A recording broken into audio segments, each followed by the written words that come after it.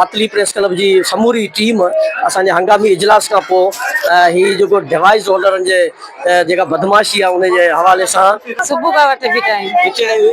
नथा वठनि कार्ड दुकान न कार्ड ते पैसा कोन आया आहिनि अञा। पैसा कोन लॻे सुबुह खां वठी विहारियो हा, सुबह का वठे वेठा आहियूं। डिवाइस होल्डरनि जूं ही डिवाइसूं पियूं आहिनि, ही सामान पिया आहिनि, कंहिं बि क़िस्म जो हिते को डिवाइस होल्डर कोन्हे। प्रेस क्लब मातली जी टीम जो अचानक बॉयज़ कॉलेज जी बेनज़ीर सपोर्ट प्रोग्राम वारो सेंटर आहे उन ते ओचितो छापो आयो वियो आहे। को बि डिवाइस होल्डर तव्हां ॾिसो त हिते मौजूदु कोन्हे।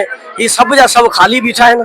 ही सॼो कॉलेज ॾिसो त ख़ाली पियो आहे ऐं ही औरतूं आहिनि, तव्हां ॾिसो त जानवरनि जी सलाड़ियूं पियूं आहिनि। अॼु बि उहा ई साॻी पोज़ीशन आहे जानवरनि जी।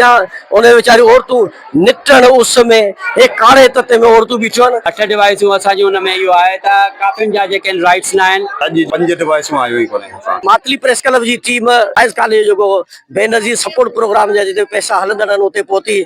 उते उनजे अख़्तियारनि ॿुधायो त 10 जेके डिवाइसूं हलनि पियूं उन 10 मां 5 ॾेखारियूं हुयूं, जेके 5 ई असां हिते 1 कलाक जे अंदरि हुआसीं, लेकिन कलाक जे अंदरि में 5 ई बंदि हुयूं।